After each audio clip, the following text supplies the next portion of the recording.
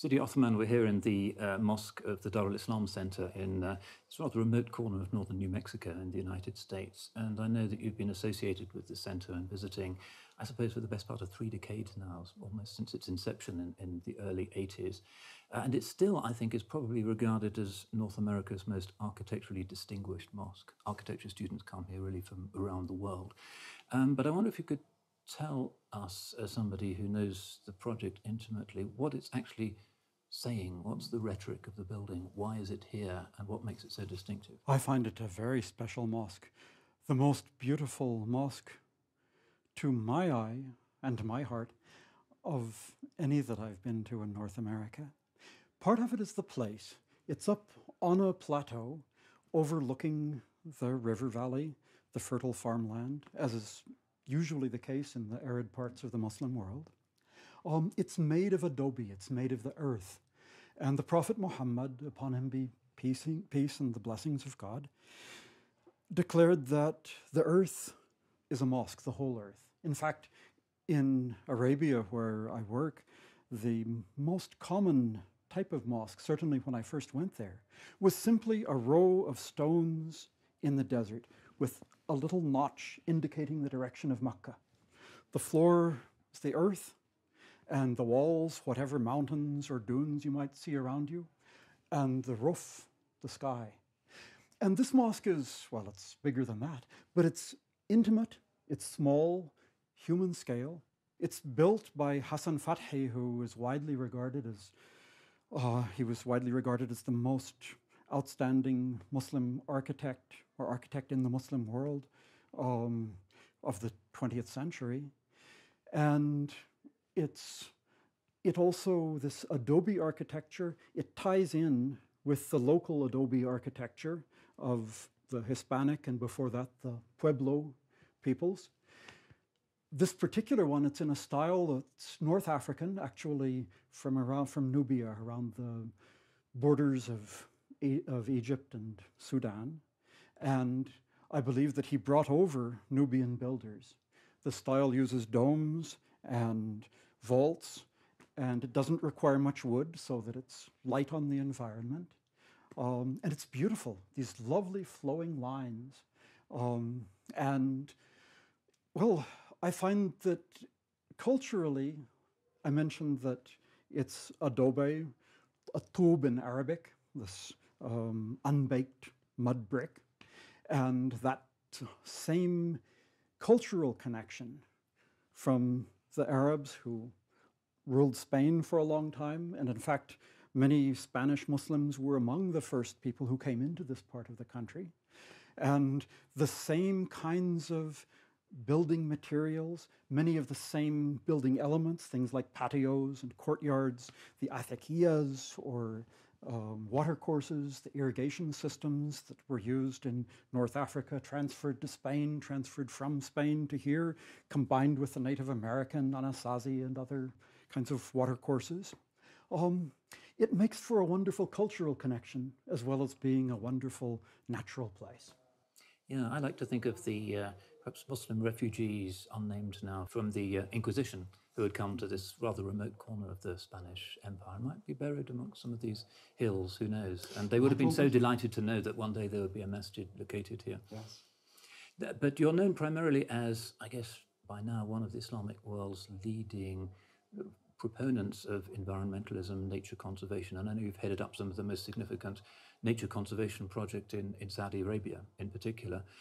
Do you think that part of the language of this masjid is an affirmation not just of the deep Muslim roots of this part of the United States, but also of the natural world, which is the great, extraordinary amphitheater of the mountains and the rivers and the trees that surround us? What would you say about that? Well, certainly it's, and knowing the people who built it and their deep concern for the natural world and for expressing the natural world through the materials of which it's built, as I mentioned, the earth, the adobe, through the boles of the trees used in the rafters and the smaller boughs used also in the roofing, through the light, environmentally friendly type of building that doesn't require a lot of use of wood. And also they didn't stop using adobe only. They also used pumice and other materials as time went on. Yeah, but the extraordinary natural diversity that exists around here, and the fact that Dar al Islam is not just a mosque and a madrasa and a center for Muslims and a community, but also controls, I think, thousands of acres of the neighboring territory, which seems to my unpracticed eye to be somewhat environmentally vulnerable. And I think that they have been at the forefront of attempts to try and reduce some of the damage that has been done over the years, overgrazing, overcultivation, inappropriate forestry techniques. As a sort of Muslim thinker and as an environmentalist, what do you think this represents in terms of Western Muslims' responsibility towards fixing some of the damage that has been done to the natural world? Well, in Islamic thought, human beings are considered khalifas, or stewards of the earth, and this is an expression of such stewardship. This is an area which, like many parts of the world, has been inhabited for a long time, for 3 centuries or more now, by people from Hispanic and Mexican roots, and before that for thousands of years by the Native Americans. And it has been overgrazed. The desert grasslands that were the original, you could say, ecosystem, ecological community of many parts of the surrounding region in this part of the Southwest, have pretty much disappeared. They've been replaced over time by more woody species. But it's still, even though it is vulnerable, it's a wonderful place. There are some battles with plants like invasive plants like tamarisk from the Middle East and so on that are causing some havoc as they replace the indigenous species like willows along the wadi bottoms, the valley bottoms, and so on. There's, in the northern part of this property, a beautiful area of rock forms, sculptural white rocks, and really one of the loveliest places that I know in New Mexico. I feel that the shape of the mosque here, also with the domes and the vaults, it reflects the rolling of some of the hills that are around here. So it isn't only the materials, but also forms that fit very beautifully in the landscape. Some of the lessons that we've been hearing this weekend from Imam al-Ghazali's teaching specifically very much emphasize the fact that human beings can only be in harmony within themselves if they're in a state of harmony with God's natural world, which is outside themselves. And one of the amazing things of this area, I think, is that unlike built-up England, where I come from, where you can hardly see the stars at night, even if it's not cloudy, is that you're struck by the diversity of the wildlife, the fauna. If I went for a long hike, for instance, we had a great walk this morning, but if I really started investigating this very natural, unspoiled sign of Allah's power in creation, what kind of animals and other life forms might I expect to encounter? Deer, also. This was in the past, at least. I believe the bighorn sheep were here. They're the small creatures, everything from the insects to the ground squirrels, to the birds, the jays and other birds that are here. Some of the raptors that pass through and hunt in the area. The lizards and snakes and other reptiles. And as has been pointed out during the lectures here, every one of these species is an ummah, is a people, a community like yourselves. Especially in recent centuries, people in the western part of the world, and now also all over the world, are looking at all of these as commodities. But the Quran teaches us to look at them as communities. وَمَا مِن دَابَّةٍ فِي الْأَرْضِ وَلَا طَائِرٍ يَطِيرُ بِجَنَاحَيْهِ إِلَّا أُمَمٌ أَمْثَالُكُمْ. There is no animal on the earth, nor any bird that wings its flight, but is a community like yourselves. MashaAllah. As you may know, I'm trying to support a project in Cambridge, in England, where I live, to create Europe's first eco-friendly green mosque. And this, I guess, is the pioneer in that this is America's first sort of sustainability-oriented green mosque.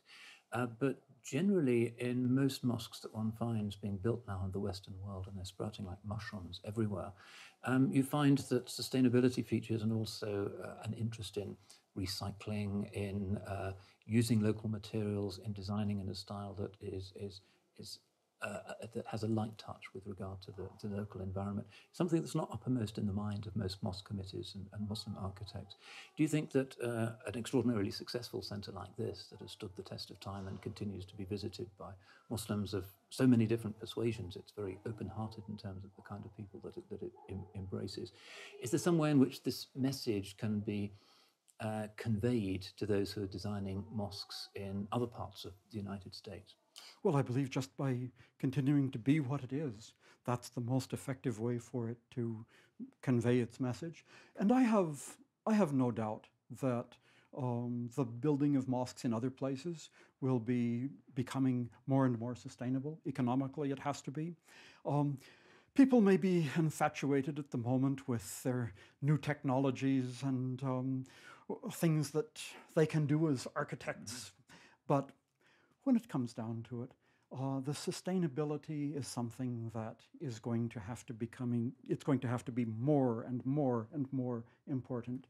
And definitely in the curricula of architecture schools all around the world and planning, it's gaining its more and more prominence. So it will happen, God willing. I hope sooner rather than later. And the more we can bring this to the attention of people, and with projects like the one that you're mentioning in Britain as well, perhaps we can help make it come sooner. Inshallah, inshallah. I think that we're at a watershed moment, and that these technologies and the sense that sustainability and a certain humility in design is inevitable, is starting to dawn on the minds of our community leaders. But it's been a really rich and fascinating conversation. But before we end, I'm very anxious to know what's in your new book, because I gather you've written a book on Islamic traditions of the environment and respect for the environment. Could you tell us a bit about the book, when it's going to come out, where we can get it, what's in it? Well, I don't know. I can't say yet because I don't know. I'm working on a monograph at the moment on Islamic environmental ethics.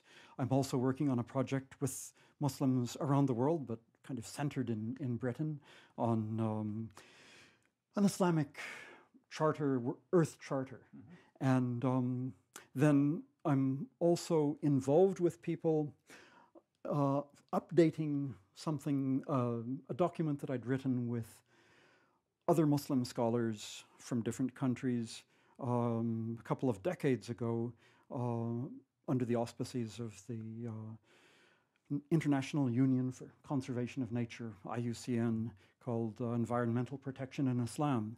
We're looking at the need to update that now and expand it. But exactly how that will be done and who will be doing that with hasn't yet been decided. And so I don't have anything specific to point to at the moment. Well, it sounds like you're a very busy man, and inshallah you'll be given great tawfiq and success and reward for what you've already done in terms of conserving some of the most vulnerable and important areas of outstanding natural beauty in Saudi Arabia and elsewhere. Well, I ask Allah for guidance to do what is right, and after all, He created death and life to try us. Which of us worked the most good? And may He give us success, all of us, in doing that together. Ameen. Jazakallah. Sidi Othman, it's been a great pleasure. Thank you so much. It's a great pleasure to be with you always.